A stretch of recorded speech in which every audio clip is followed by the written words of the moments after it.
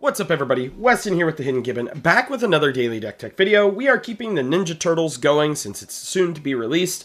I do have 5 viewer requests queued up and ready to go. I'll be getting to building and testing those decks over the weekend. Saturday, I actually get to play Commander with my friends over at the house with Mitch and some other friends, and that's going to be pretty fun. But yeah, I wanted to keep these turtles going, and so today we have ourselves Mutagen Man Living Ooze. Now, when I saw this guy, I really want to build him in paper because I really like him, and I think that he can be really silly and has a low power floor and a high power ceiling. So who is he? He's a 2/3 for X and double green. He has Trample, activated abilities of artifact tokens you control cost 1 less, and then when he enters, you create X mutagen tokens, which is pay 1, tap it, sack it, put a 1/1 counter on target creature, activate only as sorcery. So say if you pay 8 plus the 2 green, you have 8 mutagen tokens. You can activate those the turn he comes into play for free because of the reduced activation cost. So we're going to be generating a whole bunch of tokens and doing some 1/1 counter stuff, obviously. First up, we have ourselves Academy Manufacturer, who combos with a ham sandwich, and we do have Clock of Omens and Nuka-Cola Vending Machine in here to generate infinite tokens. If you would create a clue, food, or treasure instead, create one of each. We have Cartographer's Companion. This one's really simple. He just has an EDB of create a map token.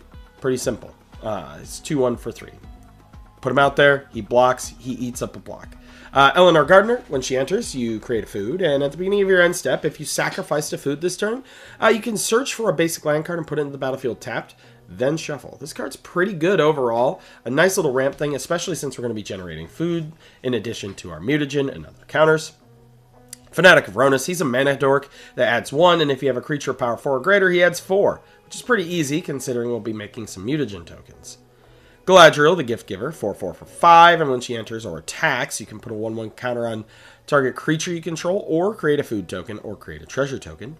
Gilded Goose is a mana dork that when it enters, you create a food. You can tap 2 and tap it to make another food, and then you can tap and sack a food to add a mana of any color.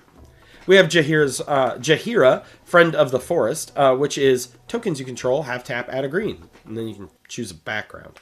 But this makes it so your foods, your treasures, your mutagens, all of those tap to add mana.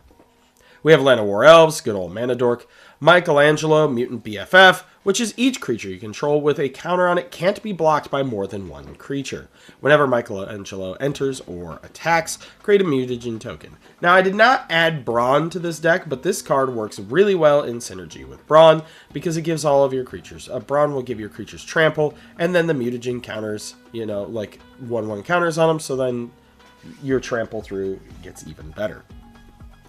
We have Michelangelo, Weirdness to 11. I really like this card. He is a Hardened Scales on a creature. He's a 1/1 for 2, and when he enters, make a mutagen. And if 1 or more 1/1 counters would be put on a creature you control, that many plus 1 1/1 counters are put on instead. We have Mikey and Mona, Mutant Sitters, 2/2 for 3, and when Mikey and Mona enter, choose one or both. Each mode must target a different player. Target player chooses a creature they control and puts 2 1/1 counters on it, or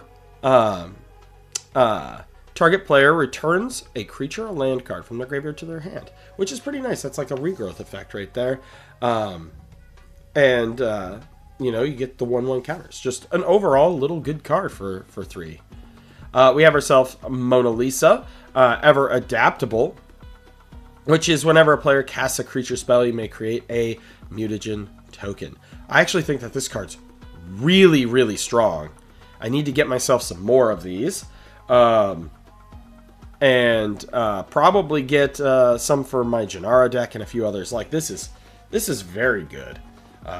For especially at lower power, 4/4 for 4 is pretty fine rate for what you're getting for this. I've got myself an old Gnawbone. He is constituting a good percentage of the budget of this deck.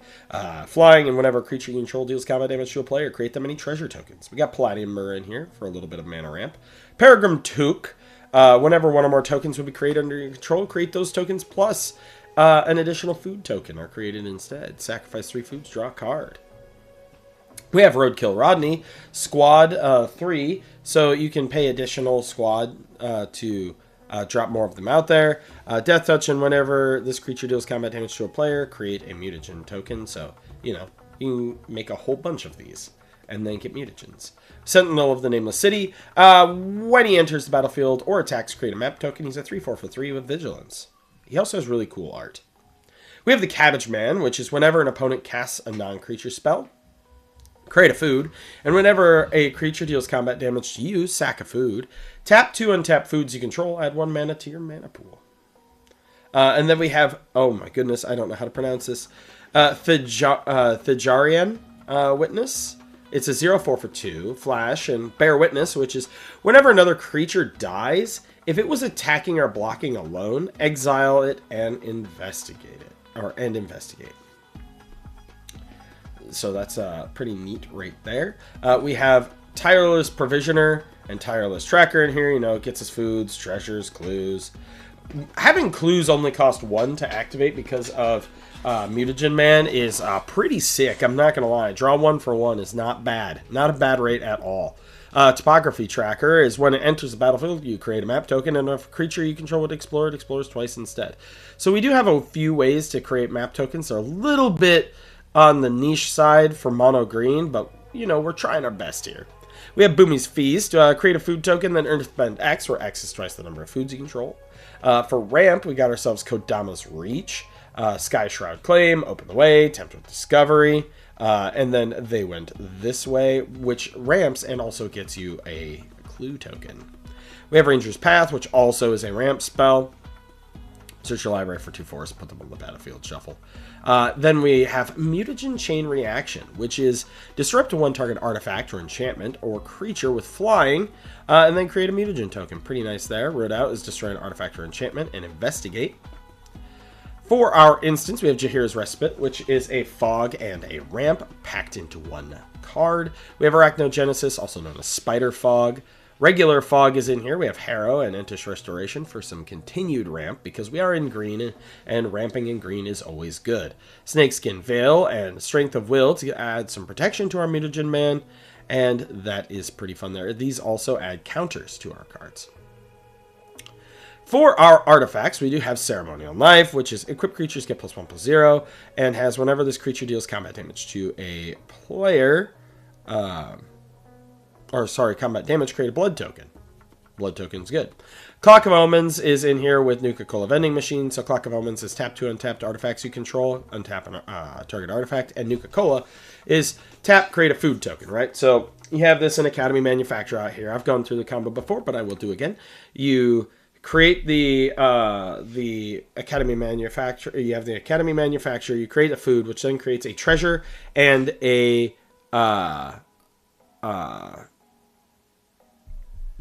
treasure and a clue. So then you use the treasure and the clue you use the food and the clue to untap the Nuka-Cola Vending Machine. Then you use the treasure to create a food, and you do this ad infinitum. So as many times as you want. And then you can sack all those to me. Generate infinite mana here with Clark Clan Ironworks. Sorry for the art. It is a 4-cost artifact. It's a sacrifice an artifact. Add 2 colorless mana. Emerald Medallion to cheapen our costs. Same with Helm of Awakening. Cheapens our costs. Everybody's costs, really. Helm of the Host, so that way you can have some clone effects going. This is pretty good with our ETB token makers. We have Lightning Greaves for protection, as well as Swiftfoot Boots, our boots made for walking, if you will. We have Mirror Mind Crown from Lorwyn Eclipsed, which is as long as this equipment is attached to a creature. First time you create 1 or more tokens this turn, you may instead create that many tokens that are copies of the equipped creature, which is pretty neat. We have Mycosynth Lattice, which is all permanents are artifacts in addition to their other type. All cards that aren't on the battlefield and spells and colors are colorless, and you may spend mana as though it were mana of any color, which is pretty cool. With this, one thing you could do is play like Glaring Flesh Raker in here. This is more of a niche card to put in here to generate artifacts, so that way we can sacrifice with Clark Clan Ironworks. Say that 5 times fast.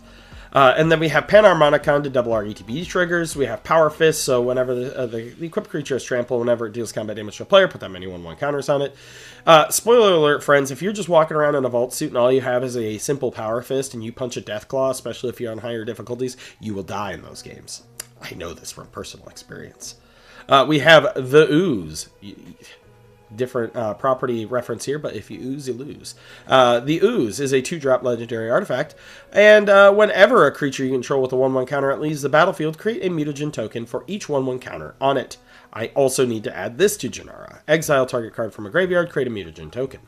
And then we have Transmutation Font. Create your choice of a blood, clue, or food token, and then you can sacrifice 3 artifact tokens with different names. Search your library for an artifact card and put it on the battlefield. Then shuffle. This is really strong in this deck.